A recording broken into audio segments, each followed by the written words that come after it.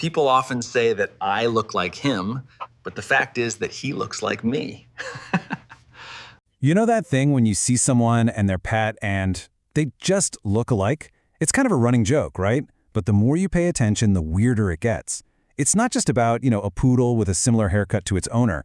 It's deeper. It's in the rhythm, the mood, their whole vibe. So today, we're going to dig into the psychology behind that incredible connection. So what's really going on here? I mean, how does this even happen? Is it all just a big coincidence? Or is there something much deeper at play? Something, psychological, maybe even biological, that's quietly weaving two different lives together. That's what we're going to explore, starting from the very first moment you pick out your pet, all the way to the deepest parts of that bond. I mean, we've all seen this, haven't we? This quote just hits the nail on the head. You're just walking around, you see it at the park, on the street, two totally different species just moving in perfect sync. It's so subtle, but it feels really personal, almost intimate. It's like their nervous systems have somehow learned the exact same dance. Okay, so to really get how this whole resemblance thing happens, we've got to go back, way back. Not to when you brought them home, but to the exact moment you chose them. Because, as it turns out, that choice, it's not nearly as random as you might think. So you probably think you picked your pet because, I don't know, it had a cute face or it was just a feeling, right? Right place, right time. But psychology tells us a totally different story. Way before your brain goes, yep, that's the one, your nervous system is already doing the work. It's scanning for something it recognizes. It's reading the energy, the posture, the mood. It's looking for what's familiar. So here's the key concept, and it's called assortative matching. It's basically our unconscious instinct to be drawn to beings that, feel like us, in their temperament, their rhythm, their emotional vibe. We do it with friends, we do it with partners, and we 100% do it with our pets. And it's not about vanity. It's about safety. Think about it. On a deep, ancient level, what's familiar feels predictable, and what's predictable feels safe. So if you're a really high-energy person, you might find yourself drawn to a super playful dog. Your nervous system isn't just seeing a fun playmate, it's recognizing a pattern that it already knows how to deal with, and that feels safe. This really changes how you think about that pull you felt, doesn't it? It wasn't some magical, mystical intuition. Nope. It was your body, your nervous system, recognizing a pattern it was already used to. You weren't just picking out an animal. You were picking out a relationship that your body already knew how to handle. Okay, so what happens next? You've made the choice. The pet is home. Now the story begins. From that very first moment, you start creating a narrative about who they are. And that story, it does way more than just describe them. It actually starts to build the relationship. And this is where a little thing called projection kicks in. Look, we all do it. We take our own feelings, our own traits, and we kind of put them onto other people. But with humans, right, they can push back. They can say, hey, that's not me.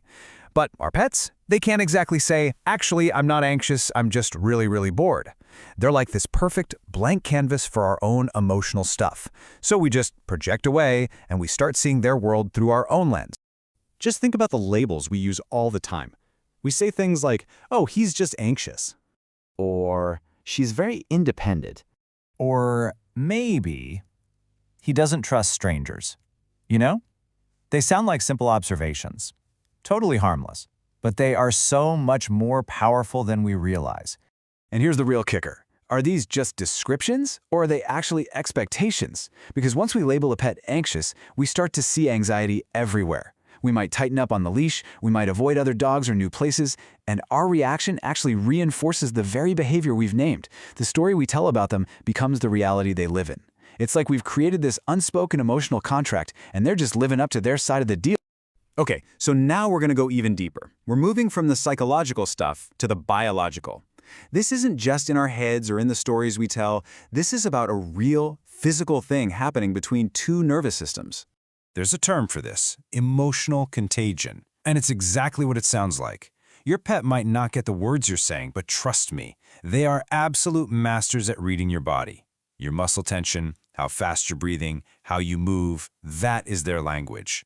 They are totally tuned in to all the nonverbal signals you're sending out, whether you know it or not. This next quote is a big one, so just let it sink in. To your pet, your emotional state isn't just something happening inside of you, it's the climate they live in. It's the emotional weather they have to deal with every single day. Your stress, your calm, your joy. That's the air they breathe. And this creates a powerful feedback loop. Let me just walk you through how this works step by step. So, 1, you feel stressed. 2, without even thinking about it, your body changes. Your shoulders get tight, your breathing gets shallow. 3, your pet picks up on that shift immediately. 4, their nervous system kicks into high gear. They get vigilant, watchful. 5, you see them on high alert and you think, oh no, they're anxious, so you get even more concerned. And boom, 6, the whole cycle gets reinforced. And just like that, the two of you are locked in this shared state of stress, basically creating it together. But here's the good news. This is absolutely a two-way street. It's called co-regulation. Just like we can pass on our stress, we can also pass on our calm, and our pets do it right back to us. I mean, think about it. When your pet just leans their weight against you or settles on your chest, that's not just them being cute. It's a biological thing. They are literally helping to regulate your nervous system, to calm you down. It's this amazing mutual dance of finding balance together. So when you put all of this together, the initial choice, the stories we tell, that emotional contagion, the co-regulation, and you let it all play out over years, well, the bond starts to do something really profound. It starts to reshape who we are. And this part is just fascinating. Our old attachment patterns, the ones we developed as kids, they totally show up in our relationships with our pets. So for example, if you're someone who's anxiously attached, you might end up with a super clingy pet, and you both kind of share this sensitivity to being apart. On the flip side, if you're more avoidant, you might bond with a really independent animal, where that bit of distance feels safe. It's like our old, unspoken emotional habits find a brand new way to express themselves. And over time, this leads to something psychologists call self-expansion. It's that moment when you go from saying, I have a pet, to I am a pet person. The relationship stops being something you have and becomes part of who you are. It changes your routines, your identity, everything. It becomes a core part of you. And this is exactly why it's so unbelievably devastating to lose a pet. The grief is so much deeper than just missing an animal. You are literally grieving the loss of that shared rhythm.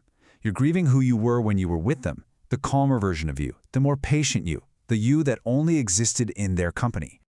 So, after unpacking all these unconscious forces, where does that leave us? Well, the final piece of the puzzle is about taking all this awareness and using it. It's about moving from just being an unconscious mirror for each other to building a truly conscious relationship. Because at the end of the day, a healthy bond isn't about being a perfect, identical mirror. It's a relationship where both of you have the space to actually grow. Once you're aware of these patterns, you have a choice. You can learn to handle your own stress so your pet doesn't have to carry it. The goal isn't perfect sameness.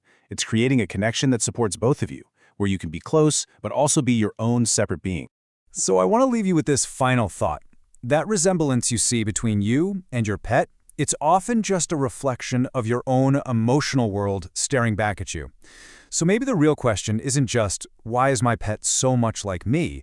Maybe the real question is, what is this bond trying to teach me about myself?